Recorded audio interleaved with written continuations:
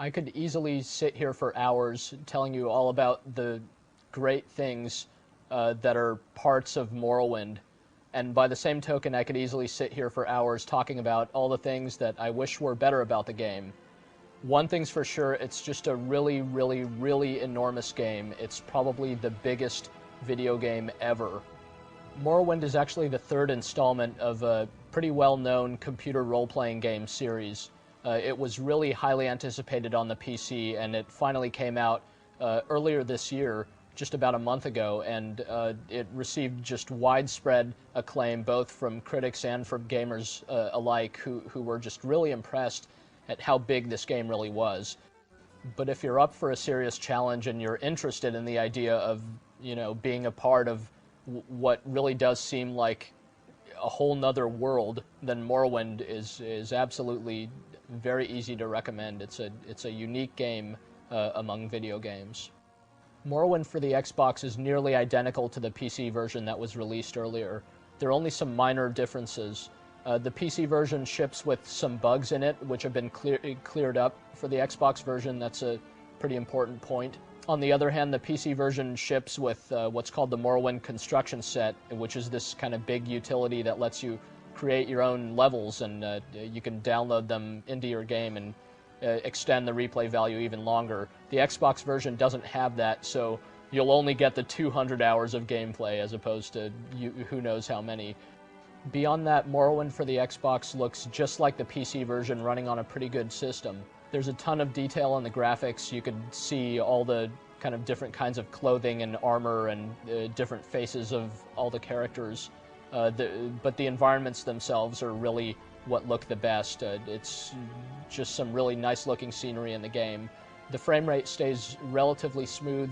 It does kind of fluctuate to some extent, but it's pretty good. You get used to it very quickly. It's not a fast-paced game, so whenever the frame rate dips, it doesn't really matter.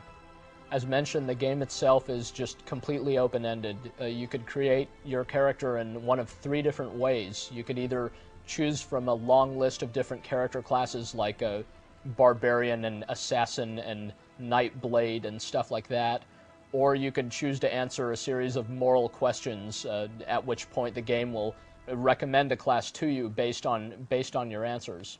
But the most interesting option is to create your own character class, where you choose a series of major and minor skills for your character, and based on those you'll have different proficiencies throughout the game.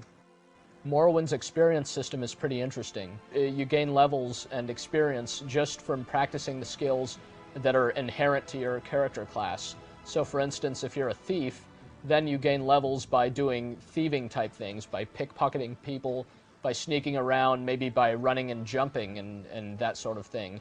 That concept makes perfect sense, but on the other hand, some of the skills in Morrowind don't really work that well, and some of them are pretty unbalanced actually. It's just much easier to improve in some skills than in others.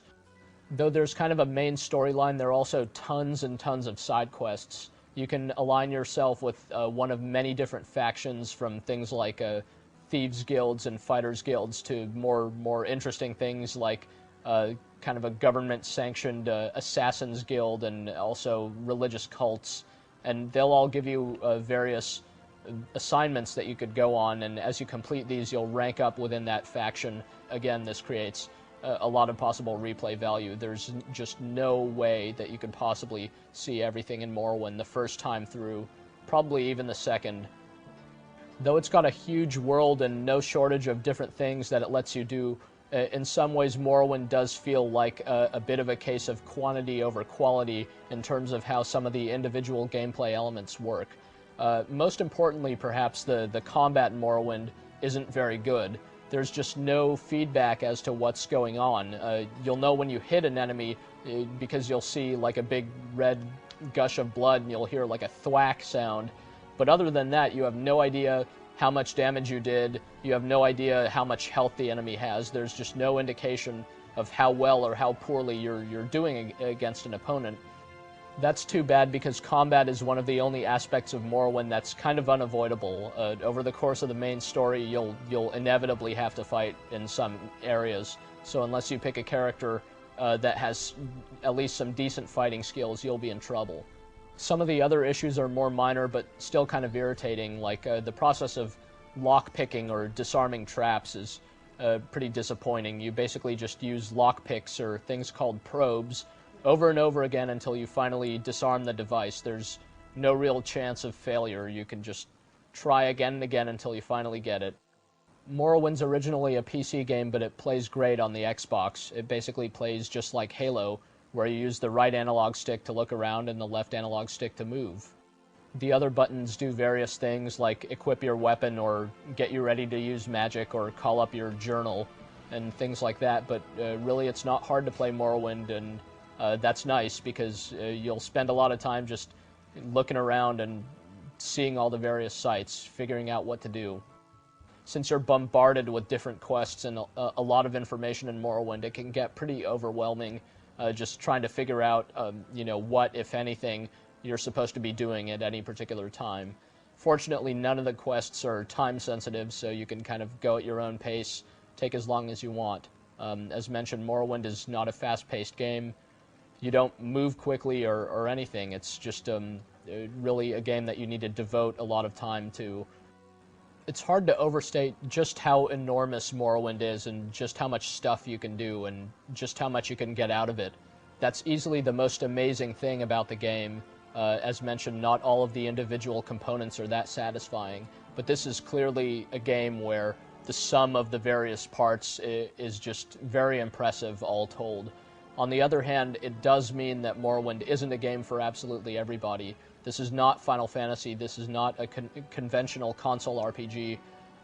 Only look into this game if you're ready to devote a lot of time and a lot of patience to a game that really takes a lot out of you. It's just got a lot of really interesting stuff going on. It's got entire libraries filled with books that you can spend a lot of time reading. It's just an enormous world. You can tell the game spent years in the making. You can tell it was a labor of love by the developers. And you can tell it's designed with hardcore players in mind. So if you're that type of player, then you absolutely ought to check it out. Wake up. We're here. Why are you shaking? Are you okay? Wake up.